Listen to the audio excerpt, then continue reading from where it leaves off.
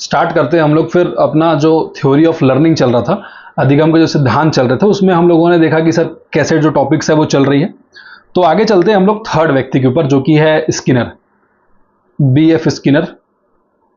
और ये जो है ये भी काफी अच्छी खासी थ्योरी है, जबरदस्त थ्योरी है। आपको थोड़ा सा मैं रिकैप दे देता हूं कि जब आपने थॉर्नडाइक पढ़ा, ठीक है, तो थॉर्नडाइक में हम लोगों ने क्या देखा कि सर वो SR थ्योरी था, स्टिमुलस और रेस्पॉन्स की थ्योरी थी। आपको मैंने एक पेवलॉफ बताया, तो पता चला कि सर वो CR थ्योरी थी, मतलब क्लासिकल रेस्पॉन्स थ्योरी थी, कंडीशनिंग रेस्पॉन्स थ्योरी थी, ठीक है। तो वहां पर एक कंडीशनिंग पर जोर दिया गया। जो मेरा स्किनर का जो थ्योरी आएगा वो इस बात पर जोर देगा कि वो रेस्पॉन्स पहले, स्टिमुलस बाद में। देखो तीनों में अंतर समझना, ये मेरा थॉर्नडाइक का SR है, पेवलोव का CR है, और स्किनर का मेरा RS थ्योरी है, रेस्पॉन्स स्टिमुलस। आगे चल के मैं अभी पूरा क्लियर करने वाला हूं। खैर इस जो एक्सपेरिमेंट है उसका नाम क्रिया प्रसूत अनुबंधन सिद्धांत है। आपको पता है कि पूरी जो कहानी है व्यवहारवादियों का वो अनुबंध यानी कि कंडीशनिंग पर ही चल रही थी। स्किनर्स का ऑपरेंट कंडीशनिंग थ्योरी, और ये उसी पर कहानी जो है वो चल रहा है।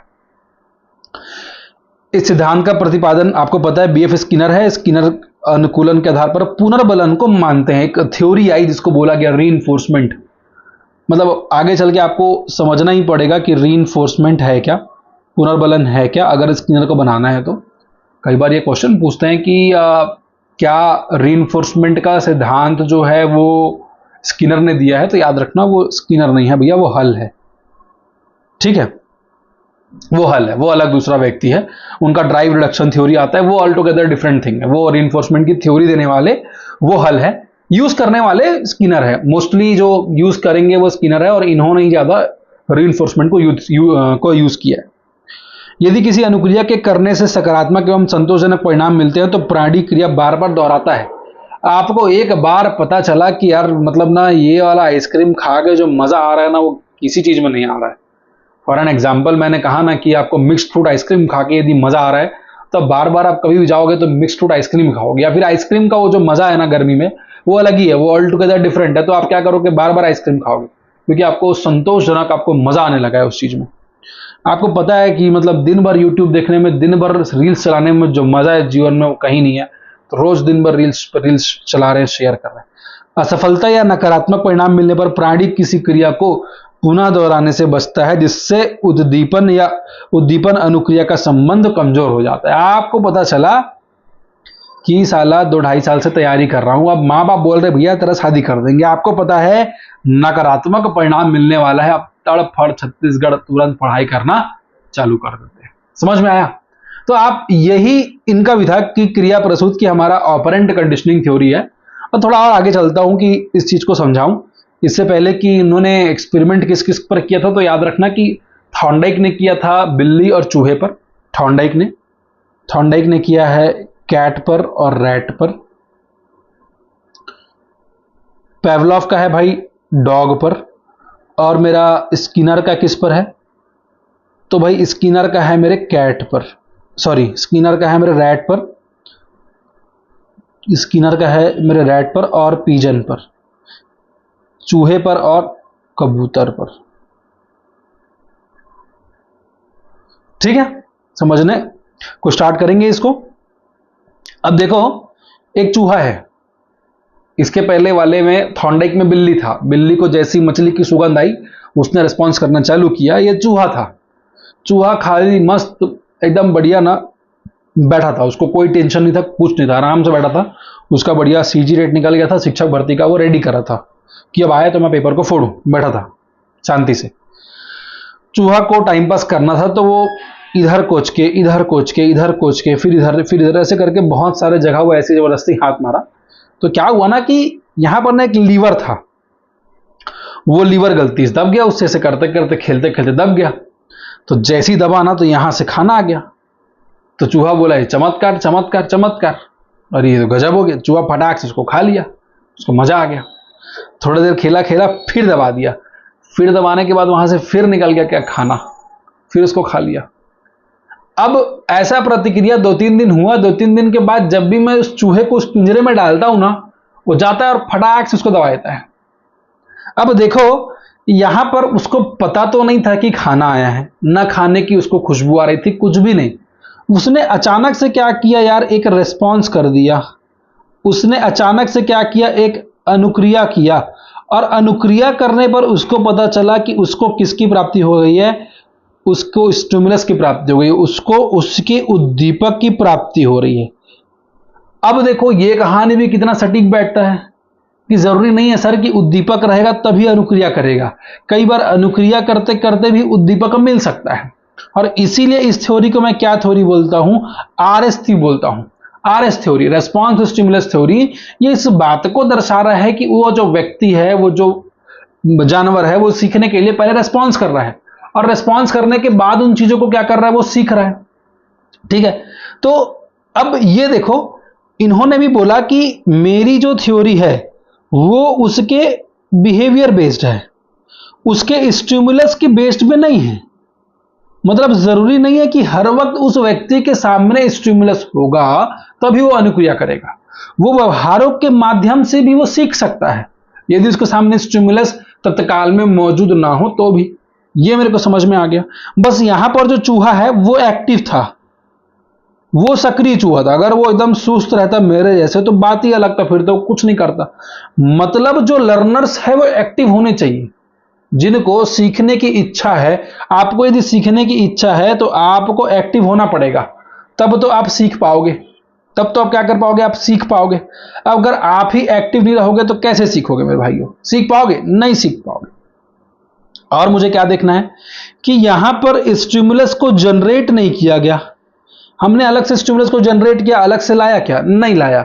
स्टिमुलस को बिना जनरेट करे भी लर्निंग की जो प्रोसेस है वो पूर्ण की जा सकती है।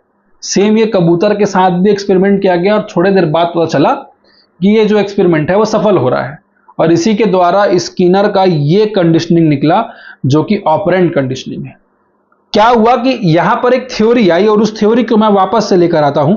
वो जो थ्योरी आया, ये जो खाना आया, याद है, ये जो खाना आया ना, इस खाने को उसने कहा कि ये सर उसका रीइंफोर्सर है। रीइंफोर्सर मतलब ऐसा कोई चीज जो आपको उस काम को करने के लिए और प्रेरित करता हो। तो सर क्या ये एक प्रकार से मोटिवेशन, अभिप्रेरणा? बिल्कुल है मोटिवेशन, लेकिन दिक्कत यह है वो आंतरिक भी हो सकता है। रीइंफोर्सर जो है वो मोस्टली बाहर होता है, रीइंफोर्समेंट, पुनर्बलन जनरली बाहर से आता है। उसको पता चल गया कि बार बार यहां पर दबाने से खाना मिल रहा है, तो वो उसका रीइंफोर्सर बन गया। और इन्होंने कहा जो सीखने की प्रक्रिया है उसमें रीइंफोर्समेंट का बहुत बड़ा हाथ है, मतलब पुनर्बलन का बहुत बड़ा हाथ है। अब ये हुआ ना कि सर पुनर्बलन का मतलब हाथ है, इसका मतलब क्या है? इसका मतलब कि उसको उस काम को करने के लिए कोई निश्चित चीज क्या कर रहा है, बार बार प्रेरित कर रहा है, तभी वो उन कामों को सीखने की कोशिश कर रहा है। उसके लिए फूड जो है वो एक रीइंफोर्सर बन गया, किसी काम को जो बार बार रिपीट कराने की कोशिश कर रहा है। इससे पहले कि ये सेम कहानी मैंने ये किसके साथ किया है, तो ये मैंने कबूतर के साथ किया, मतलब स्किनर ने किया है। इस बॉक्स को स्किनर बॉक्स भी बोला गया है।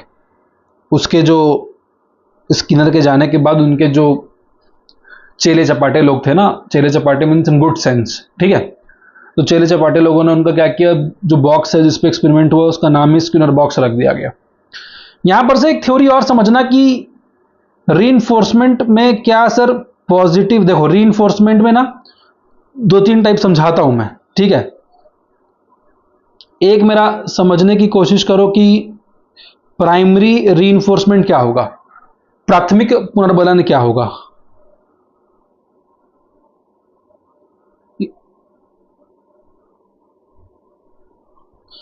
प्राथमिक पुनर्बलन जनरली उस पुनर्बलन को बोलूंगा जो आपके आंतरिक है, जैसे भूख, प्यास,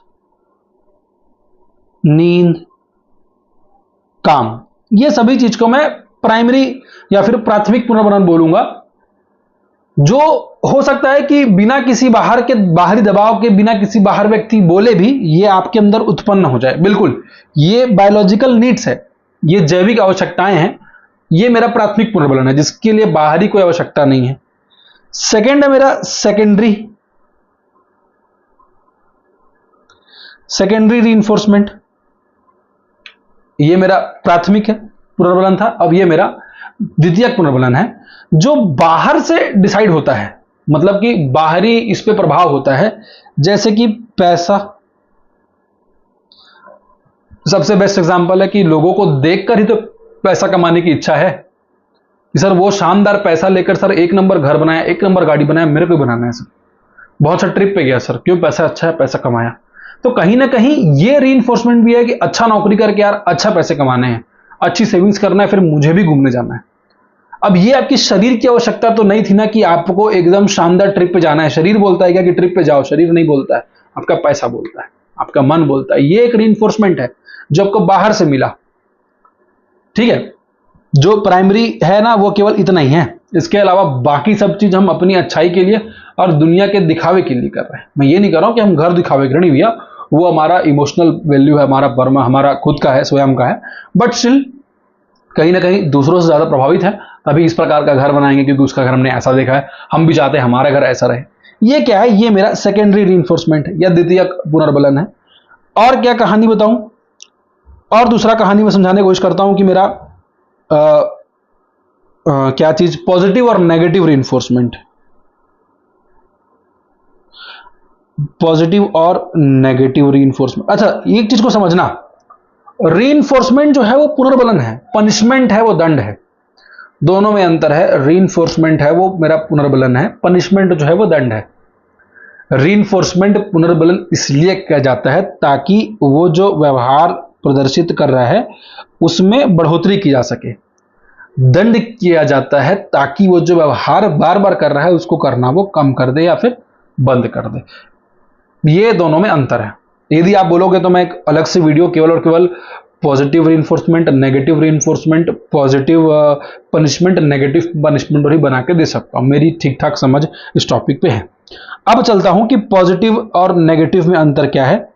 ये जो है ये मेरा सकारात्मक पुनर्बलन है और ये मेरा नकारात्मक पुनर्बलन है। ये दोनों में ये अंतर समझने की कोशिश करना। यहां पर बोला जाता है कि सर हम उसे गिविंग डिजायरेबल चीजें, गिविंग डिजायरेबल, और यहां पर क्या बोला जाएगा, रिमूविंग अनडिजायरेबल। थोड़ा अंग्रेजी अगर लग रहा है ना तो थोड़े देर में क्लियर हो जाएगा। सकारात्मक पुनर्बलन उसके व्यवहार को बढ़ाने के लिए है। बच्चा बोलता है कि बच्चे को डेयरी मिल्क बहुत पसंद है, तो आप बच्चे को बोलते तू 12वीं में 10वीं में इस बार तू 80% लाके दिखा, फिर देख मैं तेरा डेयरी मिल्क से पूरा घर को भर दूंगा, तेरे बिस्तर को भर दूंगा। बच्चा दबा के पढ़ाई कर रहा है क्योंकि उसको पता है कि वहां पर क्या है, एक सकारात्मक पुनर्बलन है। हमने उसको कोई चीज दिया, हमने उसे कोई चीज दिया तब वो सकारात्मक है, और अगर मैं वहां से कुछ हटा रहा हूं तो मेरा नकारात्मक पुनर्बलन है। दोनों ही पुनर्बलन में काम मेरा इसलिए हो रहा है कि उसके व्यवहार में बढ़ोतरी हो जाए, उसके व्यवहार में बढ़ोतरी हो जाए। व्यवहार क्या था, पढ़ाई करने का। मैं चाह रहा था पढ़ाई बार बार करे, पढ़ाई बार बार करे। यहां पर रिमूविंग अनडिजायरेबल चीज है नकारात्मक पुनर्बलन। नकारात्मक पुनर्बलन को सोचना कि अब यहां पर भी मुझे क्या है कि कुछ चीजों को हटाना है, लेकिन उसके व्यवहार में बढ़ोतरी होती ही रहनी चाहिए। तो मैं क्या करूंगा, मैं उसको बोलूंगा कि सुन, मेरी बात को सुन, अगर तू चाहता है कि तू यहां पर, मतलब तू चाहता है कि तेरे को मैं 1 घंटा टीवी देखने को दूं, मैं तेरे को 1 घंटा टीवी देखने को दूं, तो तू पहले 2 घंटा यहां पर चुपचाप पढ़ाई कर। तो 2 घंटा क्या कर, तू 2 घंटा यहां पर पढ़ाई कर। तो ये मेरा नकारात्मक पुनर्बलन है। ये भी मैं इसीलिए कर रहा हूं ताकि वो जो व्यवहार यहां पर भी पढ़ाई बढ़ाने की बात कर रहा था, यहां पर भी पढ़ाई बढ़ाने की ही बात कर रहा हूं, लेकिन यहां पर मैं कुछ दे रहा हूं और यहां पर मैं उसके व्यवहार से कुछ ले रहा हूं ना, कि यार तेरे को 2 घंटा पढ़ना है, तो पहले तेरे को 1 घंटा टीवी देखना है, तो पहले 2 घंटा तू कुछ पढ़। मैंने उसको कुछ दिया नहीं, मैंने इस बार उससे कुछ मांगा। तो भाई ये मेरा क्या हो गया, ये मेरा हो गया नकारात्मक पुनर्बलन। ये मेरा क्या हो गया, नकारात्मक पुनर्बलन। समझ में आया? ये चीज बहुत इंपॉर्टेंट थ्योरी है। कई बार पूछ देते हैं कि पॉजिटिव रीइंफोर्समेंट क्या होता है, नेगेटिव रीइंफोर्समेंट क्या होता है। और ये अलग अलग प्रकार की रेस्पॉन्सेज है। बोला गया है कि इनका जो ऑपरेंट कंडीशनिंग है उसमें दो अलग अलग प्रकार के रेस्पॉन्स की हमें पता चलता है। कौन कौन सा? तो एक एलिसिटेड यानी कि, और एक मेरा एमिटेड। एलिसिटेड अनुक्रियाएं कौन सी थी? जो ज्ञात उत्प्रेरकों से उत्पन्न होती है। एमिटेड वो थी जो अज्ञात प्रेरकों से होता है। ज्ञात उत्प्रेरकों से कोई चीज यदि रेस्पॉन्स आप कर रहे हो, जैसे आपको पता है कि खाना, मतलब आपको पता है ना कि यार आइसक्रीम मिलने से आपको मजा आएगा, तो यार वो आपका पता है कि यार आइसक्रीम मिलने से वो आपको पता है, लेकिन कोई चीज आपको अज्ञात है। फॉर एन एग्जाम्पल, कि आपको क्या है ना कि एमिटेड रिस्पॉन्स ज्ञात इसलिए है क्योंकि आपको लगता है कि यार गवर्नमेंट जॉब लगने से आपको काम नहीं करना पड़ेगा, ये अज्ञात है आपको, क्योंकि आपको लगता है काम नहीं करना पड़ेगा, मतलब आपको ठीक ठाक ज्ञान नहीं है उस विभाग का, फिर भी आप उसकी तैयारी कर रहे हो क्योंकि आपका जो प्रेरक है अभी वो अज्ञात है। पता चलेगा कि गवर्नमेंट विभाग में आकर भी बहुत सारे काम आपको करने पड़ेंगे। लाइफ अच्छी है नो डाउट, बट आपको काम जो है वो करने पड़ेंगे। तो अज्ञात प्रेरकों को बोला गया एमिटेड रेस्पॉन्स, जहां पर आपको एक्चुअल में पता नहीं है कि यार ऐसा कुछ चीज होने वाला है, बट फिर भी आप उस रेस्पॉन्स को करने के लिए कोशिश कर रहे हो। अनुक्रियाएं एलिसिटेड, यहां पर आपको पता है कि यार काम करना पड़ेगा गवर्नमेंट जॉब में, ये आप फिर भी आप गवर्नमेंट जॉब की तैयारी कर रहे हैं, ये आपका एलिसिटेड रेस्पॉन्स है। तो उम्मीद कर रहा हूं सेशन में मजा आया होगा। सेशन में मजा आया होगा तो लोगों तक इस वीडियो को शेयर करो। ठीक है, मिलते हैं अगले क्लास में।